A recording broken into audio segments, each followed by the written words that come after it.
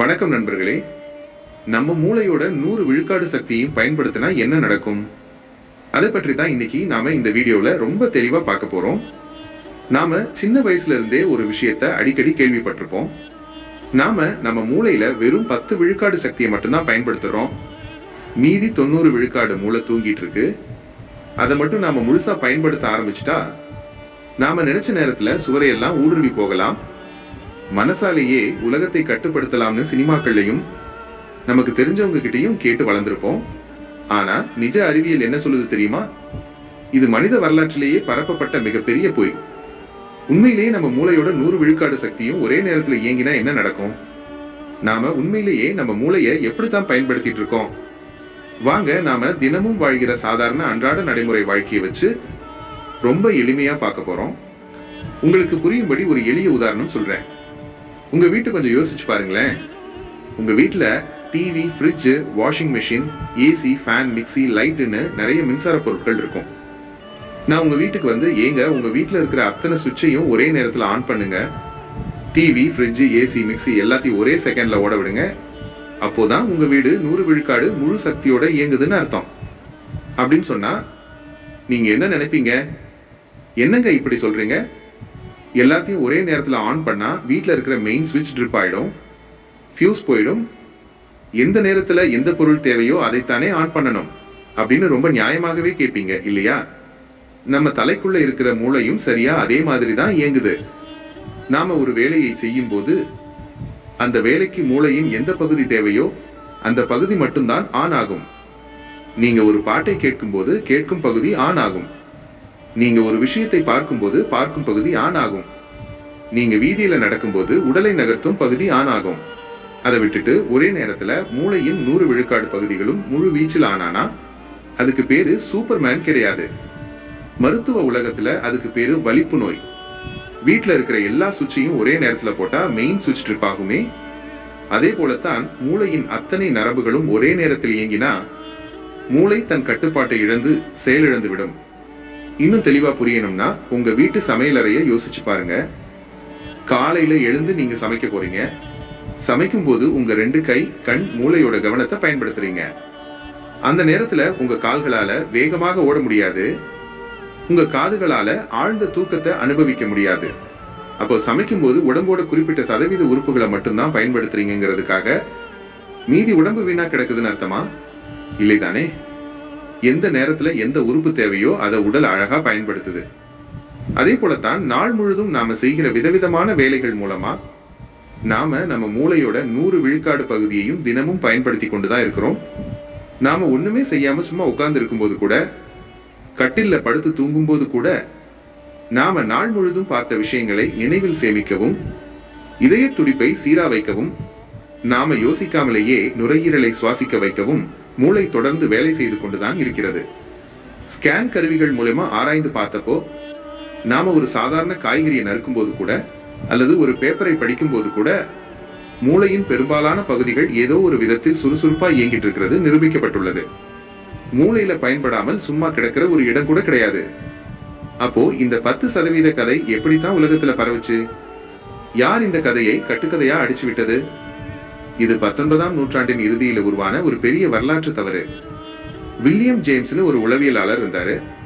அவர் மனிதர்களாகிய நாம் நமது சாத்தியமான மன வளங்களில் ஒரு சிறிய பகுதியை மட்டுமே பயன்படுத்துகிறோம்னு ஒரு கருத்தை சொன்னாரு.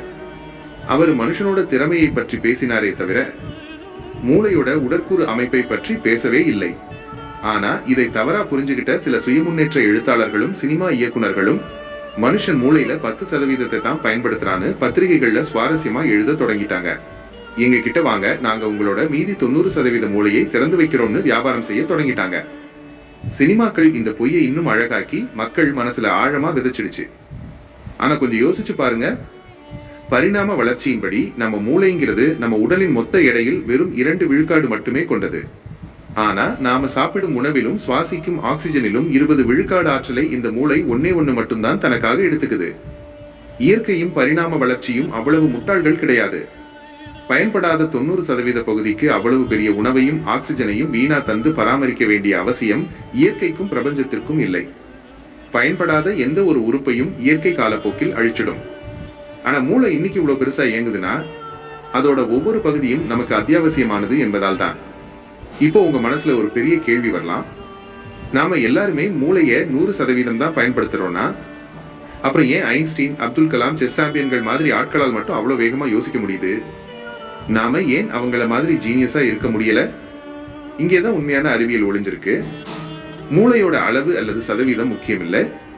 நாம அதை எப்படி பயிற்சி அளிக்கிறோம் மற்றும் எப்படி இணைக்கிறோம் என்பதுதான் முக்கியம்.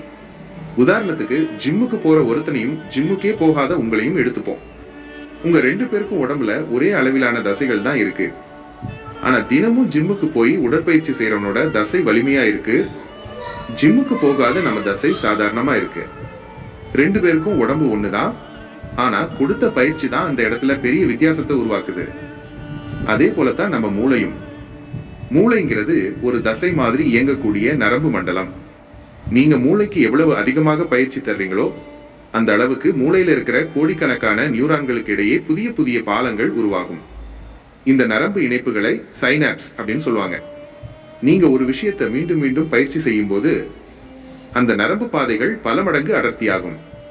இதையே நவீன நரம்பியல் அறிவியலில் நியூரோபிளாஸ்டிசிட்டி அப்படின்னு சொல்லுவாங்க. ஐன்ஸ்டீனோட மூளையில 100%க்கு மேல எதுவும் இல்ல. ஆனா அவரோட மூளையில இருந்த நரம்பு இணைப்புகளின் அடர்த்தி நம்மளை விட அதிகமா இருந்துச்சு. அப்போ நம்ம மூளையோட இந்த நியூரான்களை எப்படி பலப்படுத்துறது? அதோட வேகத்தை எப்படி உண்மையிலேயே பல மடங்கு அதிகரிப்பது? அதுக்கு நாம பண்ண வேண்டிய 3 எளிய விஷயங்கள். முதலாவது, ஆட்டோ பைலட் பயன்முறையை உடைப்பது. நாம தினமும் ஒரே பாதையில வேலைக்கு சென்று ஒரே மாதிரியான வேலைகளை செய்து ஒரே மாதிரியான பழக்க வழக்கங்களோட இருக்கும்போது மூளை ஆட்டோ பைலட் முறைக்கு போய் சோம்பேறி ஆயிடும். அதுக்கு புதிய சவால்கள் எதுவும் இருக்காது.